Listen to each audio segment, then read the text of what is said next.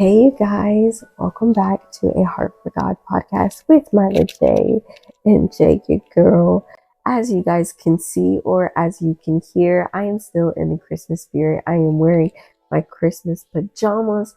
I have the Christmas vibe still going on, and not to mention I am recording this on Christmas Day. Today's episode is actually going to be centered on my testimony, the story on how Christ has changed my life and just how I invited him into my life and just the journey of it all. Um, Firstly, fun fact about Christmas before we get started into everything. It's not about Santa Claus. It's not about reindeer. It's not about Olaf.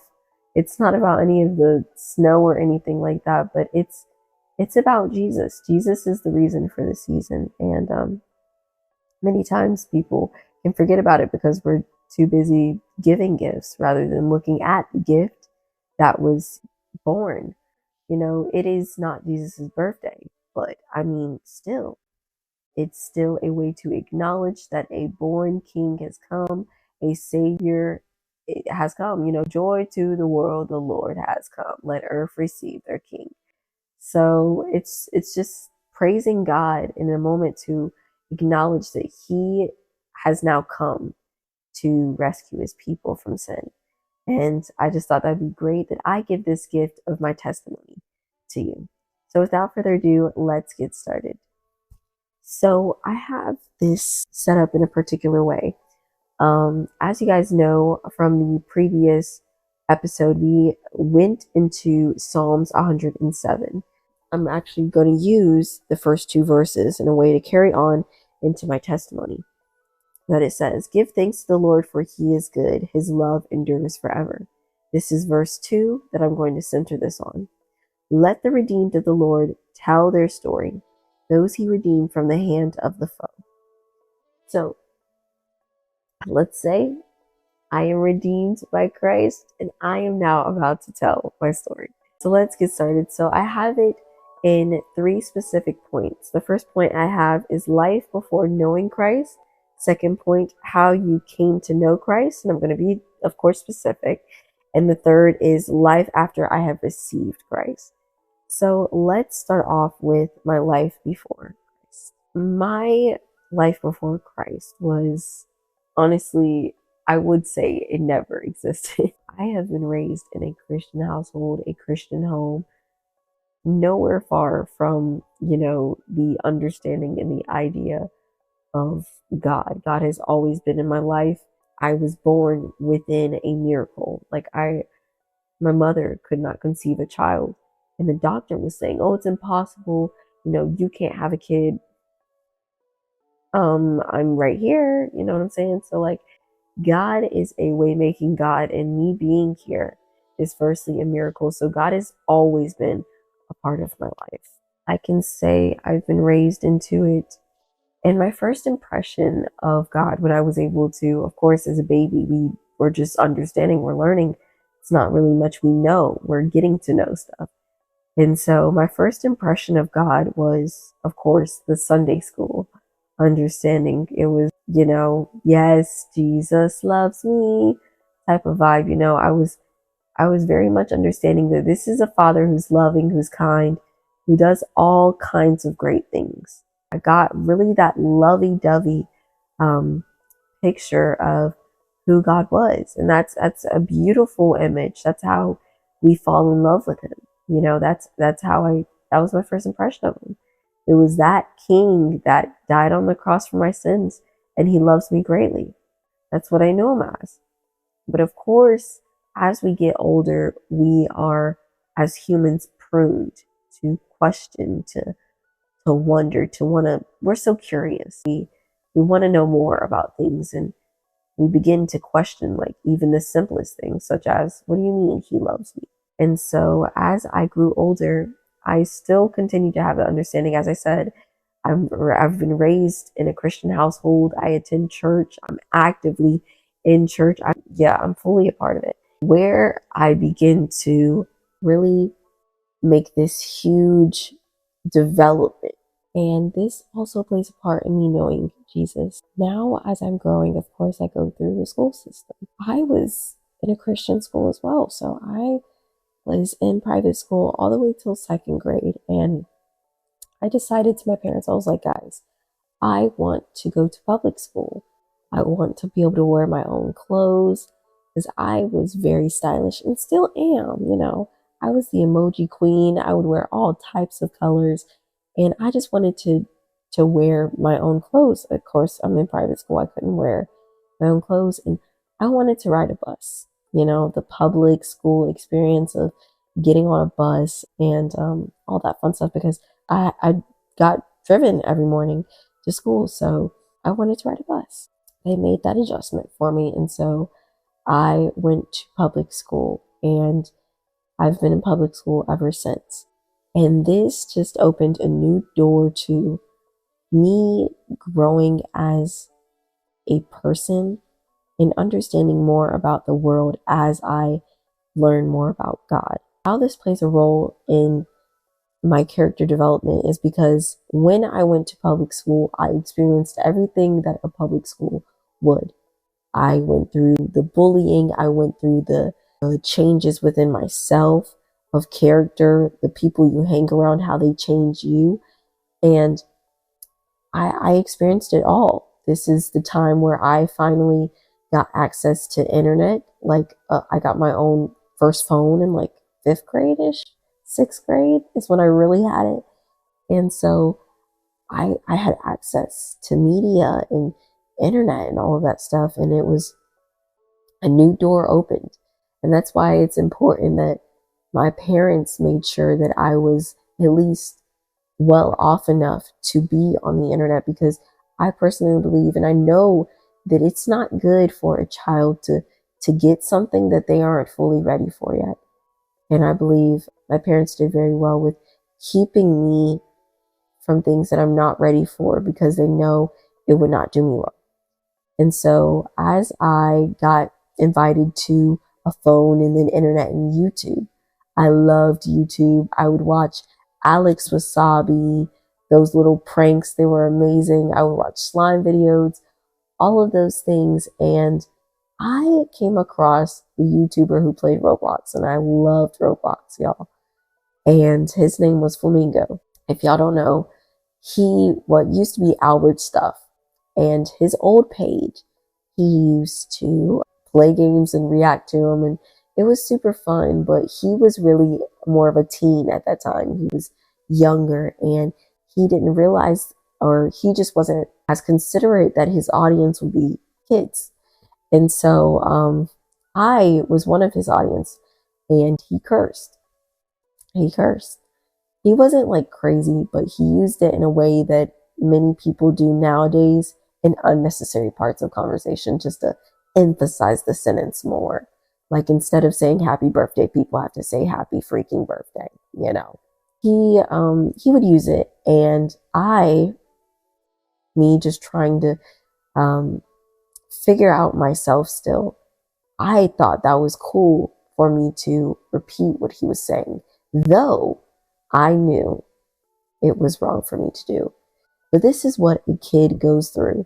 They go through doing the bad and getting told that the bad is bad and they don't do it again. And this is where the kid learns about the idea of what is right, what is wrong, the idea of what is accepted, what's tolerable, and what's not.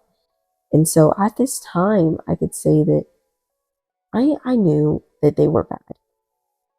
But I also knew that I would be around kids. I'm going to be around them all my life. And this is where this is the issue that I will come across as I get older. I came to this thinking that I'm around these people. I have to get to know them. I want them to accept me. I want them to be with me. I want to be cool with them. I want someone to look at me and think I'm cool. So I watched this YouTuber thinking, and he is an amazing YouTuber. He has let go of the language and all of that stuff. But at that time, he cursed, and I thought it was cool. And so I repeated, like, I think one of his it was a really funny video that I saw. And I repeated one of the sentences he said, word for word, at a lunch table. And I remember, and this was in public school, of course, guys. I remember like two girls, I know it. It was kids. They looked at me and said, what did you say? Like, cause it's a no word. And so I was like, what? And they're like, what did you just say?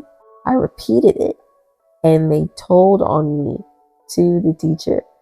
And the teacher pulled me aside and was like, hey, I don't want to hear that happened ever again. And that scared me. That intimidated me. And the first lesson I learned was right then and there, to be cool, you don't have to curse. You can be cool without cursing. And furthermore, why? Why do it when it's not you? It most definitely wasn't me. My parents didn't do that. It came literally from that YouTube video because I was trying to be cool. Unreal, right? And as I'm overlooking the footage right now, like literally, I was saying like it was because of the acceptance and because of the kids and all of that stuff. But furthermore, you guys, the reason why I could find myself doing that is simply because we are humans. We are rebellious. We are disobedient. Even if it says don't press the button, what will we do? Press the button. So it's more than just me being a kid as an excuse, but it's me being a human. That sin is in my nature, and though I knew it was wrong, though Adam and Eve knew it was wrong, they still decided to take a bite of the apple, and I still decided to let those words come out of my mouth. So in all reality, that is going to happen. I was never a goody two shoes because I was raised in a Christian household, as I said. But hey, you live and you learn. That's the quote. You live and you learn. So continuing on back to the testimony. This is where the issue comes into play in my life. I see that I have now drawn to this thing of acceptance. And so I stopped that, of course, but that was the first encounter that I had with like a real world issue that I could say that's populated now. Cursing is a huge thing in my generation, and it's so natural, but yet it's unnecessary. You don't have to say these words, but I mean, to get to the point though, I'm just showing y'all the world did get involved in my life. Don't think when people are raised in a Christian household, that does not keep them from sin, that does not keep them from temptation. It just introduces them to at least some type of saving that they have. That doesn't stop them, but it does say that they know of a solution. So now, after that, I got into trouble every now and then with like, if people told me to do something and I did it because, once again, that acceptance, I wanted to be accepted. So I did it and I got in trouble. Simple stuff like that. And I knew not to do it again. That's my elementary. And middle school is where it really all began. In elementary, I knew in my last year, I noticed that there was a lot of dating starting up. And dating was never like, it was way over my head. But it was near the end of 5th grade that this all started to be populated. Like, it was like crushes everywhere. Like, my friends would be, I have a crush, I have a crush, I have a crush. It was all this. So relationships now are getting into the picture. Like, this is where the real world of things is crashing in for me. And so it's like, okay, whoa, oh my goodness, like, wow, okay. So now I'm getting introduced into more and more things. And so now let's go ahead and get to middle school. First day of middle school, I got dress coded, y'all.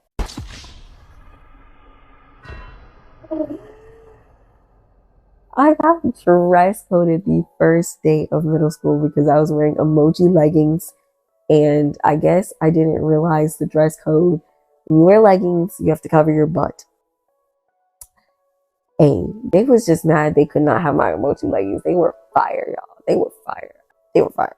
So to get to the point, I will say my first year was absolute horrid. I to this day will say that I absolutely hated my 6th grade year because everything that you would not want to happen in middle school happened. I was doing okay academically. I still was getting A's, but it wasn't the top of the chart A's that I used to get. It was like I was like flunking. And flunking to me is like an A minus and really low, but academically I was okay, but it wasn't me. It wasn't what I am now, for sure. But I've always been pretty smart. In elementary school, I maintained great, decency. I was above average. I've always been in that ranking. Average would be like a B, C ish, and I was always A. And so I noticed in middle school, everything, everything you wouldn't want to happen happened. So even academically, I was down. And it's more of like how you would describe a person who's not focused. Like if you were to look at my grades, you would say she was not focused in that time period of my life. I was not academically thriving. And so it was really rough on me in that aspect. But so much more happened within that 6th grade year. As I shared, this is where relationships begin to be more evident in my school life. I see my friends getting into more and more relationships with boys, and I'm like, what the world is going on? I still maintained, just figuring out myself still. I find myself now having that thread that I told y'all about a few points ago of acceptance really tugging in my heart in this year. I was really trying to be accepted by the people because it was an atmosphere where there was kids all around me where firstly, they weren't my skin color. Most of the kids around me were not looking like me. And then secondly, they didn't act like me. Nobody was like me, of course. Nobody will be like you because you're you. But no one was like even close to the similarities of how I was. So it was hard for me to, get to know people. And especially with me already being so bubbly, it was hard. It felt as if people could not accept that. And my bubbliness was really big. I kind of maintain it now, but it was huge to where I'd go up to anyone and say hi. It got titled as annoying. And that's where the acceptance thread began to pull. I began to see it on my clothes and I began to mess with it. And that was an analogy, y'all. And what I mean by I see it on my clothes, as if like I see it in my character and I began to pull on it, meaning I began to make it grew bigger. It plays a huge part in who I am.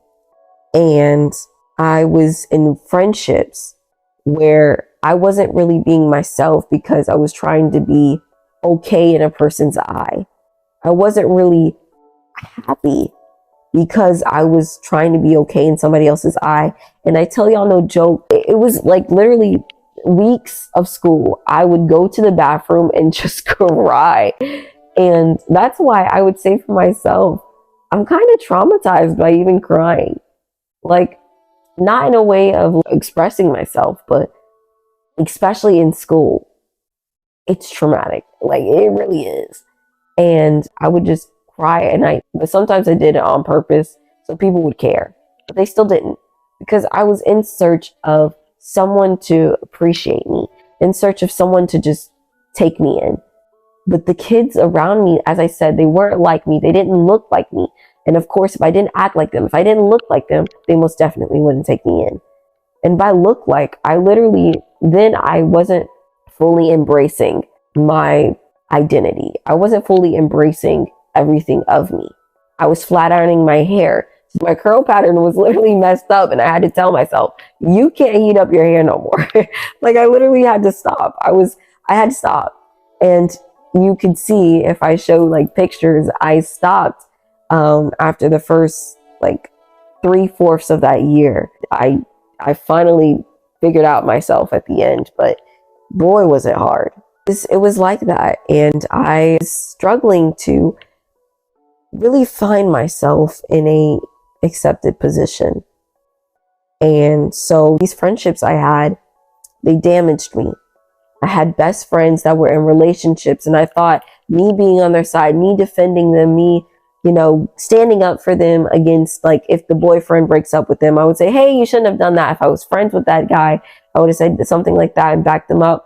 It really slapped me in the back of the neck, showing me that me doing all this, stepping out of my way, this acceptance gotta go, is what it really showed to me now. And it hurt me because these people I grew so close with, I hung out with, it was like, what the world? Who are you? Type of thing, And you could tell I was so blinded by acceptance that, like, even it was a best friend I had, we actually we clicked very well. And you could see the acceptance really bad, where there was a part of her that I never saw because I was so attached to, wow, this is actually a friend, someone I can actually be a little of myself around. But there's something of her that's toxic that I was overlooking, and I had allowed her to control me. And I realized, girl, you need to respect yourself. You need to stand up for yourself eventually. You got to let go of these red flags that you're holding on to just because you want to be accepted.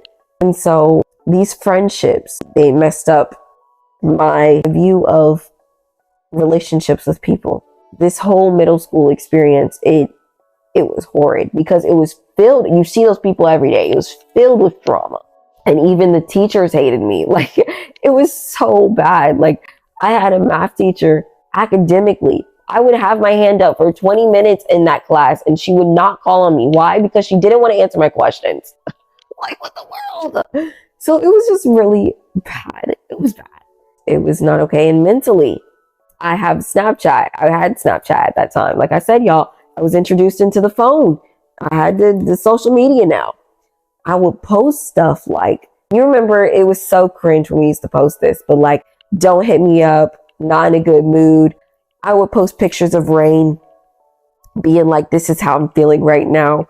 And I would just be like, nobody cares about me and stuff like that. I just post all that stuff.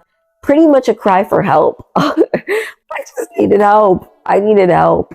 And I also opened the door to comparison. This is where comparison came in. Like I told y'all, people around me, they didn't look like me. They didn't act like me. They were achieving the things that I wanted. I wanted a friendship. I wanted, to be happy in the people I was friends with. I wanted to be able to have a friend group that I could trust. I wanted to be able to go to the sleepover parties that they post and talk about. I wanted that. I wanted it all. And so I would begin to compare myself. I would begin to say like, oh, it's because I'm not this, because I don't have that. It was a lot. It was mentally damaging to me because I began to say like, I wasn't as pretty as girls. Why can't someone just say I'm pretty like they do in the Instagram comments and all that stuff? All of that will break out. As you guys can see and hear, my testimony is continually building on, from the people pleasing to comparison, and now to how I perceive myself in relationships with people. But stay tuned. I wanted to give you all of this in a time manageable way. So this is going to be part 1 of my testimony, and part 2 will be revealed shortly. So keep listening in to learn about my story and how Christ has changed my life. Glory be to God always. If you would like to be updated on any new things that might be coming up, check out my Instagram at The Amazing Bible, my Twitter at A Heart for God Forever with the number 4, and of course my YouTube for the videoed version of this podcast. Lots of love.